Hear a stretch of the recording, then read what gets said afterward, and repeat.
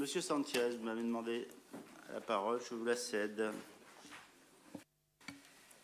Merci, Monsieur le maire. Monsieur le maire, chers collègues, pendant que nous nous réunissons tranquillement, Emmanuel Macron est probablement en train de parler aux Français suite au 4e samedi de mobilisation des Gilets jaunes. Je ne sais pas ce qu'il va en sortir. Tout ce que je sais, c'est que nous vivrons là la plus importante crise institutionnelle de la Ve République. Les Français, qui sont à plus des 2 tiers soutiens du mouvement des Gilets jaunes, ne croient plus dans les instances de représentation, les élus, les syndicats et autres. Trop de promesses, trop d'échecs de la part des élites qui n'ont pas pris la mesure du décalage entre la petite sphère d'une assemblée d'élus et les travailleurs, ouvriers, petits patrons, infirmières libérales, chauffeurs de taxi, etc. Aujourd'hui, cela ne fonctionne plus. Plus quand des millions de Français ne peuvent plus boucler leur budget, plus quand tant de Français vivent dans un logement insalubre, plus quand tant de travailleurs ne parviennent pas à payer le chauffage et quand un Français sur 5 ne mange pas à sa faim. On ne peut plus continuer comme avant. Dans cette crise, nous avons un devoir majeur en tant qu'élus municipaux, élus du quotidien, au contact des Français, de ce peuple dont nous sommes tous des membres anonymes. La commune reste l'échelon le plus défendu des Français, c'est aussi le plus maltraité des élites politiques. Les torts sont partagés.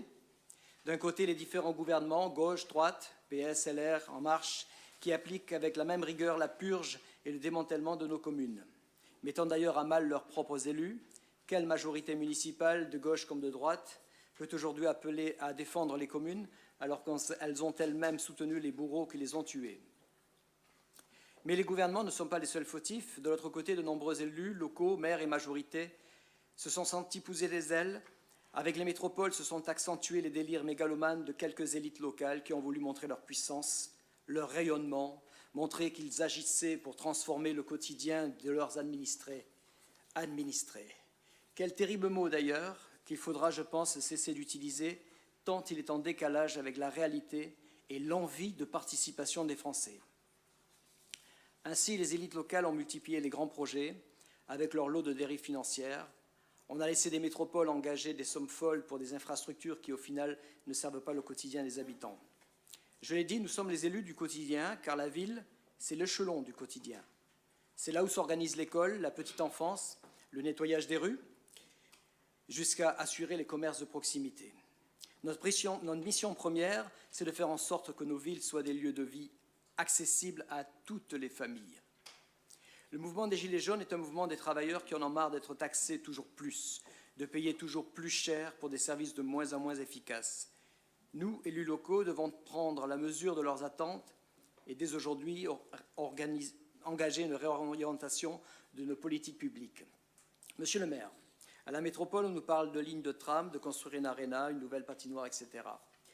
Mais ce que demandent les gens, c'est de savoir s'ils auront une plage de crèche pour leurs enfants à naître, s'ils pourront sortir le soir sans craindre d'être agressés, s'ils pourront venir en ville librement grâce à un service de bus efficace. À trop mettre d'argent sur les grands projets, on en oublie la réalité quotidienne des gens. Vous allez penser que je suis opposé à la seconde ligne de tram. Non. Je me pose juste des questions. Sur ce tracé, n'avions-nous pas déjà un réseau de bus efficace? Question. Ne pouvons-nous pas l'améliorer par un investissement modéré? Et si nous réalisons la seconde ligne de tram, quel argent restera-t-il dans les 20 années à venir pour renforcer les transports en commun des villes rurales de notre métropole? On veut supprimer la voiture du cœur métropolitain, mais on ne met pas l'argent pour aider les ruraux à venir sans voiture. Ce n'est qu'une traduction possible des questionnements des Gilets jaunes qui pose la question de comment venir travailler avec l'essence et l'entretien de la voiture toujours plus cher dans des villes qui appliquent dogmatiquement des politiques anti-voiture. Et cela, nous pouvons travailler dessus. Nous pouvons agir non pas en nous enfermant dans des petits comités, mais en allant en contact des gens. Monsieur le maire, je vous fais une proposition. Et si vous alliez rencontrer les Gilets jaunes qui se mobilisent en Touraine, dialoguer, leur proposer une politique locale pour les aider. Cette crise est aussi une crise du dialogue. Il faut écouter et proposer. Je souhaiterais donc proposer à chacun d'entre vous, au-delà de l'étiquette politique, au-delà de l'appartenance ou non à la majorité, d'aller à la rencontre des citoyens. Faisons ensemble les cahiers des doléances de notre ville, pour faire remonter la réalité du terrain. Voilà donc ce que nous pourrions faire. Dépassons les considérations politiques, les débats stériles sur l'idéologie des Gilets jaunes.